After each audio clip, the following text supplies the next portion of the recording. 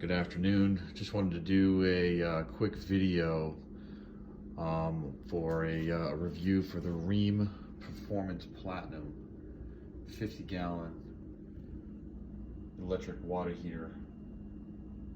This comes equipped with smart technology, Wi-Fi, the EcoNet app, so you can monitor and control the water heater from your phone utilizing that app. Here's a quick look at the end result, the install. Just using the fishing poles there. So this was a very easy thing to do. Here's my old water heater. So come through my garage here. This is the original. It's also a Rheem. You can see here. Manufacture date was in May of '06. So this is 15, 16-year-old unit. Started getting some weird leakage out of the elements. So I figured it was time to get ahead of the game. This was still in working condition at the time that I changed out the water heaters, but disregard that tag. That was supposed to be for bulk pickup. And they denied to take it. So I got to figure out how I'm going to get rid of this thing, but we'll deal with that next week. Big difference between this two, if you look at the wattage, 4500, 4500. So this new one is actually a 5500, 5500. You can see it right there. So what that means really is it's a quicker reheating process for the water inside. So if you use all the water, it'll heat up faster than the old one. But it's still, I didn't have to make any changements to my panel. It's still 30 amp breaker, 240 volts. So if you don't know what you're doing as far as water heaters are concerned, or electrical is concerned, if you don't feel comfortable doing your own, do not attempt to do this. Call an electrician. The difference between this and getting shocked by this and getting shocked by like a regular 110 outlet, you can get seriously hurt or killed, so don't mess around with it. So just go over real quick what I did here. So I removed the old one. Come back over here and show it to you. It was soldered together, the piping. Some of the tools that I used for this process, this is just a regular pipe cutter. This is like a Harbor Freight one, a couple bucks, whatever. You're gonna need to use a PVC cutter. I used CPVC, which is for super hot or cold and potable drinking water. So that's just an extra 90-degree angle. So you make sure you get the CPVC lines to run your overflow valve stem line. You want to make sure you have that. These guys here are inside pipe boring brushes. This is a 3/4. I think it says it on there. Yep. 3/4 inch. So once you cut the pipes with the pipe cutter, you're going to use that to clean out the inside of the pipe. This is a 3/4 inch boring brush for the outside of the pipe.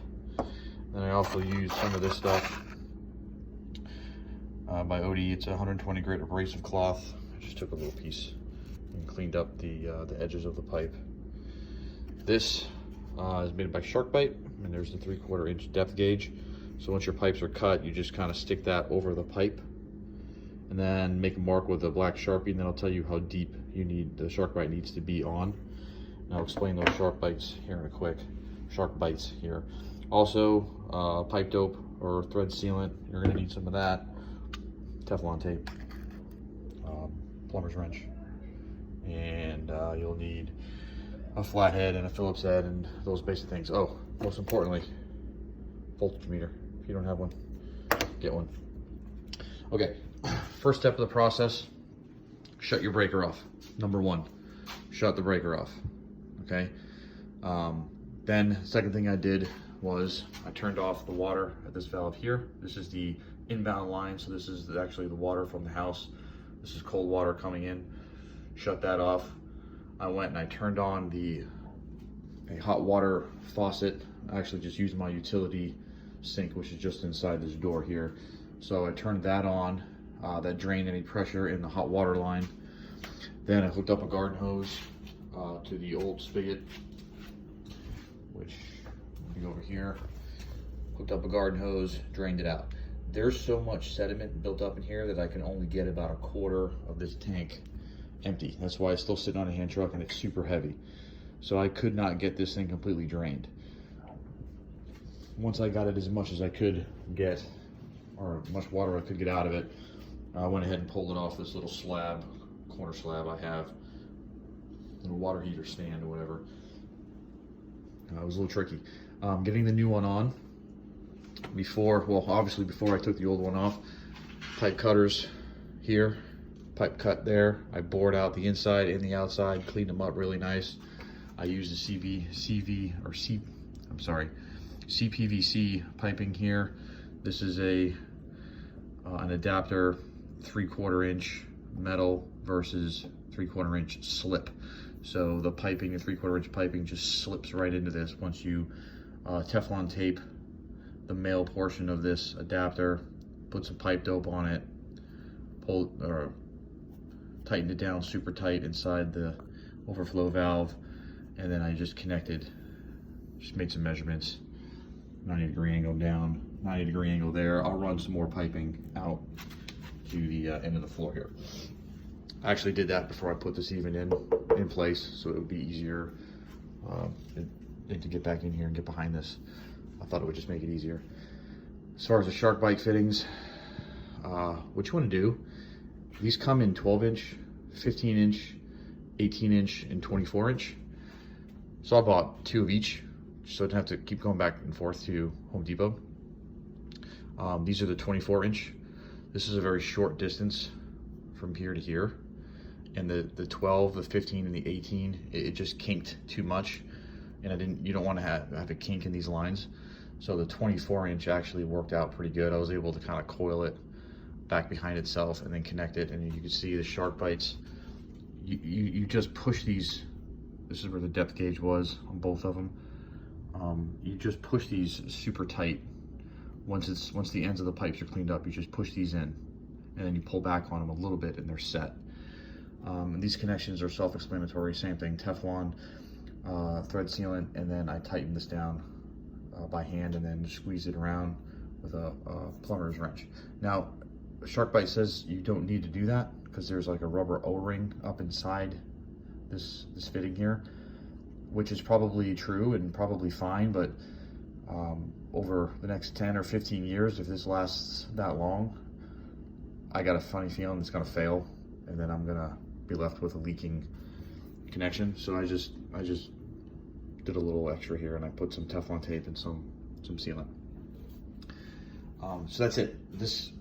When all is said and done, what you want to do, turn on your water, let this thing fill up with water, leave your hot water faucet open until it starts running steadily with hot water. That means that the line's pressurized and you have hot water, you have water going through the system.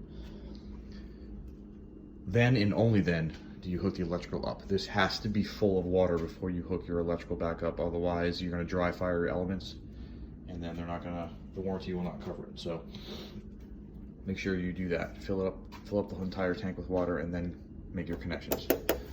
Turn your breaker back on. This thing was heated up fully in about 2 hours, a little bit less than 2 hours. I took a shower 20 minutes after I finished installing it, and I had hot water, so it filled up, or it got hot really fast. This is Rheem's leak guard water shutoff valve. You can actually take this off if you don't want it, but I'm just going to keep it on there. Basically, if there's a leak or if something happens, it's going to automatically trip and shut off, and then it'll actually alert my phone and let me know. I'll get an alert saying that there's a leak detection or leak detected. So what's the last thing? Oh, price. So this unit, the Smart, with the Smart Edition, was $629. The only reason why I got this one was because I had a $150 gift card to Home Depot. So I went ahead and got the cool gadget one. Otherwise I wouldn't have done that. You don't need this, it's not necessary. The shark bites, These were $22 or $23 each, so they're a little on the pricey side. The CPVC was, you know, pennies, not expensive at all. The adapter, a couple bucks, whatever. And then the tools that most of the stuff I already had. My buddy let me borrow these things, so that didn't cost anything. I did have to buy some sealant. I had to buy the cloth. I had the Teflon, so I don't know, probably an extra 20 bucks or so with all the tools and supplies that you have to get. So for under $700 and about, I don't know, 2 hours of my time, I went from that guy to that guy, and it works great. All right, so that's how I did it. I didn't film the uninstall and install process. I don't have that for you, but you can kind of just see how I did it using these SharkBite fittings, which I think are awesome. And they're holding up well. I did this about 3 days ago, so everything is holding up super nice. So we'll see how it goes, and if you have any questions or comments, let me know. And that's it for this video. Thanks.